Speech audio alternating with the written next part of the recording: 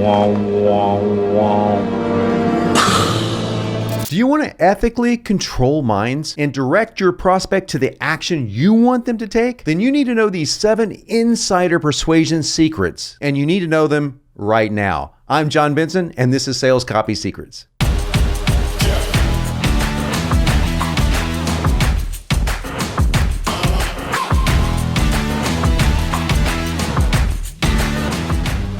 Welcome back, and this is my 7 persuasion tips that is basically ethical mind control, part 1. There are 2 parts to this video series, so I'm going to cover 4 tips today, 3 tips in my next video, because I'm lazy. No, I'm just kidding. I just want to make sure that it's not one long 80-minute video that talks about persuasion. I'm going to break this up, okay? Now, here's a clue. I used 4 of the 7 in the very first sentence that I opened this video with. So you can pretty much just stop watching the video right now if you can figure it out. No, don't do that. Don't do that. In fact, I want you to watch the video all the way to the end. And I'll tell you why.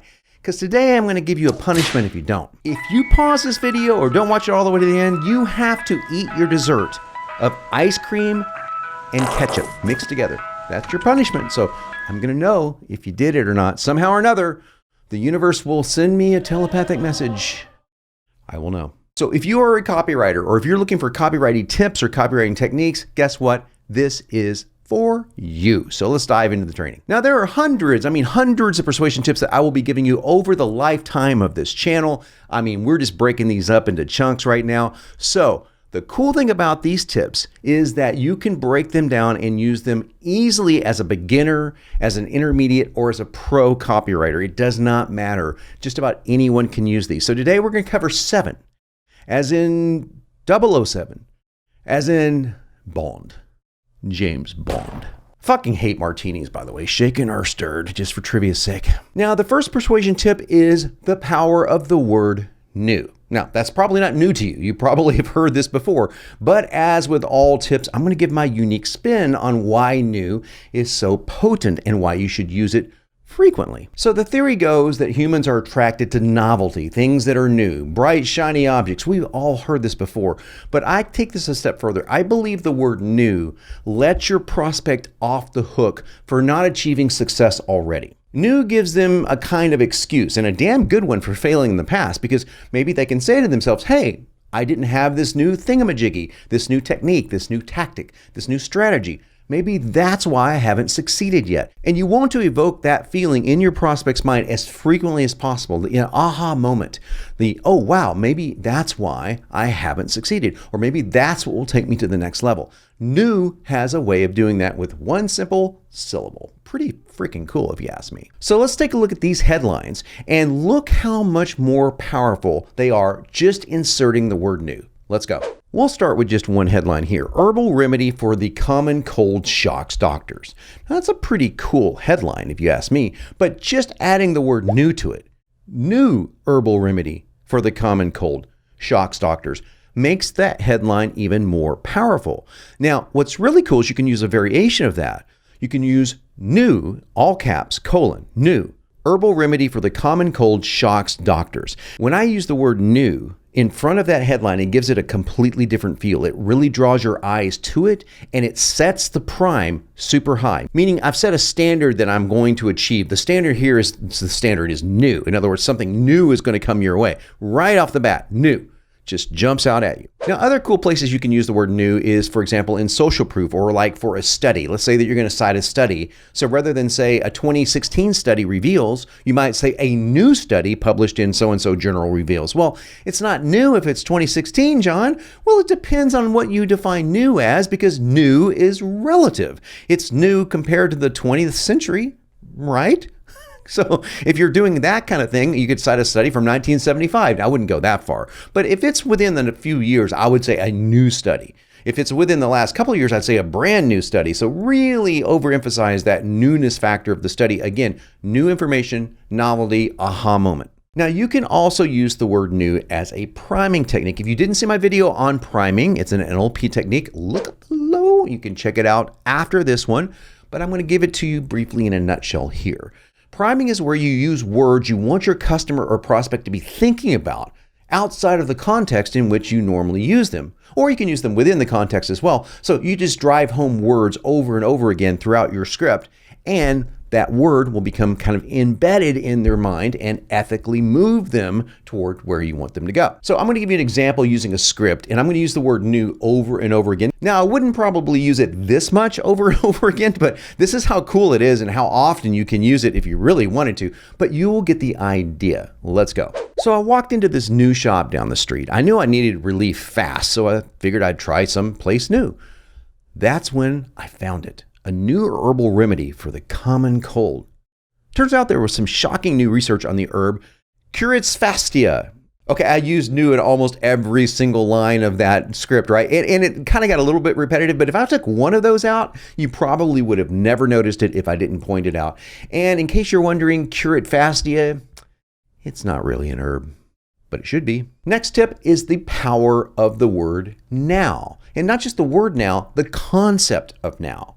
Now is an NLP command, neuro-linguistic programming. I can command you to pay attention if I say now, blank. Whatever comes after that, in that blank rather, is what you're going to be paying attention to. In fact, I did that in the intro script, and I'll prove it to you. Check it out. If you want to ethically control minds and direct your prospect to take the action you want them to take, then you need to know these 7 insider persuasion secrets, and you need to know them right now. There's that word, now. It jumped out, right? Yes, I use that along with 3 other techniques that you're just gonna have to stick around for these 2 videos and find out which ones are which and where I use them. Now, I use that term in a way that most people don't catch right off the bat. Did you? Did you catch what I just did? If not, let me reread that sentence. Now, I use this term in ways most people won't immediately recognize right off the bat. Did you catch it? Of course you did, because it's the very first word. Saying now is grabbing your attention right off the bat. And when I do it this way, it's also an NLP command. I'm actually telling your brain to pay attention to what I am going to say right after that word. Now, if I'm going to voice this in a video sales letter, I'm going to really elongate a pause and make that a very dramatic effect. So when people hear that, they're going to really slow down and pay attention. Check this out. Now. I use this term in ways most people won't immediately recognize right off the bat. Did you hear it? Now.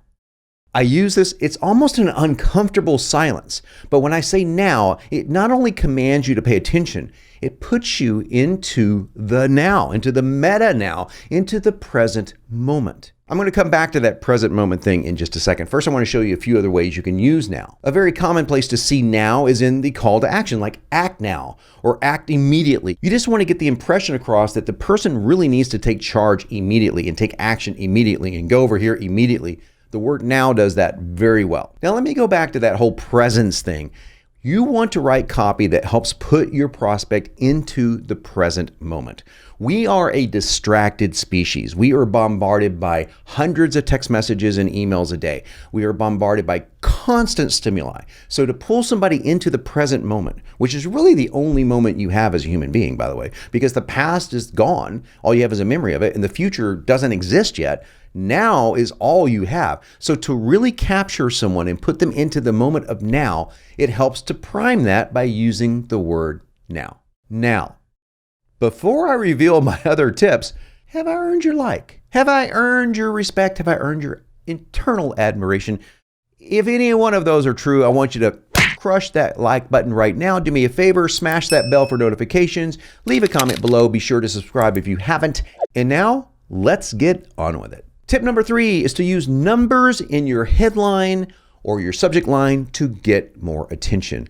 In case you missed it, I used it in the opening sentence of this one. The title of this video is 7 Persuasion Secrets. You will see it right there, okay? So I used a number that your brain could wrap its mind around. Your brain, its mind? Are you 2 different people? What the hell's wrong with you?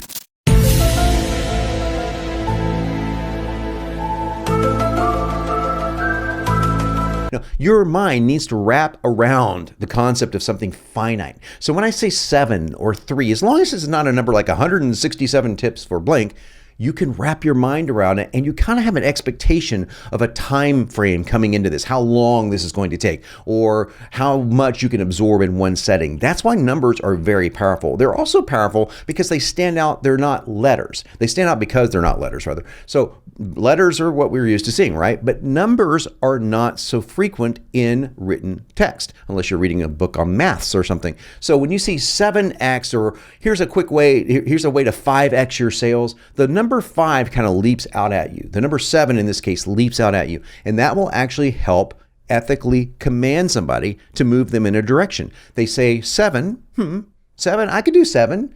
So you've manipulated them. Very good manipulation. There is good and bad manipulation. You've manipulated somebody into watching or reading what you have to say. And tip number 4, my last tip for today, we're going to cover the other 3 in the next video, is leveraging the power of inclusion. Everyone wants to be part of a club, the insider circle, That's why so many marketers call their paid membership sites or, coaching calls the insider circle, because people want to be a part of a club. And I'm going to show you my opening sentence again and see if you can catch it, because it's pretty obvious now. Ready? If you want to ethically control minds and direct your prospect to take the action you want them to take, then you need to know these 7 insider persuasion secrets, and you need to know them right now. Insider was the only word I had to use there to get the inclusion thing happening. Now, another way you can do inclusion I really like are phrases like, so I'm probably a lot like you. You and I are probably a lot alike. Believe it or not, you and I are probably a lot alike. There's lots of different variations on ways to say that, and I think that you should explore those for sure, but the intention is the same. I am saying you, I, together, inclusion. And that's very important when you're talking to prospects who might look at you as being someone way up there and they're way down here and they can't fathom getting up to where you are. But if you say, listen, you and I are a lot alike, and here's what I mean by that. X, and you prove it, and you're not just making stuff up. Or we came from probably very similar backgrounds. I used to suck at copywriting, or my first sales letter bombed miserably. So you make yourself accessible. You know what I'm saying? You don't put yourself up on a pedestal. Inclusion cannot mean pedestal. It just doesn't work that way unless you're included into some sort of totalitarian group, which you probably don't want to be. And this helps copywriters and marketers overcome everyone's primal fear, that of being alone. No one wants to be alone. This echoes back to when you were a child, to when you were fresh out of the womb. I mean, loneliness is a terrible thing. So the more you can use inclusive language in your copy, the more people will have a feeling of warmth. They might not understand why they have that feeling of warmth, but they will definitely have it. And that can often lead to, you guessed it, more sales. So that was part 1 of my 7 persuasion tips that basically is like mind control. And I'm going to go into part 2 in the next video, and wait till you hear some of these tips. They're going to blow your mind. And speaking of tips, I have one more for you. Like, share, sub, and smash that bell for notifications. That's 4 tips in 1. I tell you, I always over deliver. I am John Benson, and I'm here to help make you unignorable.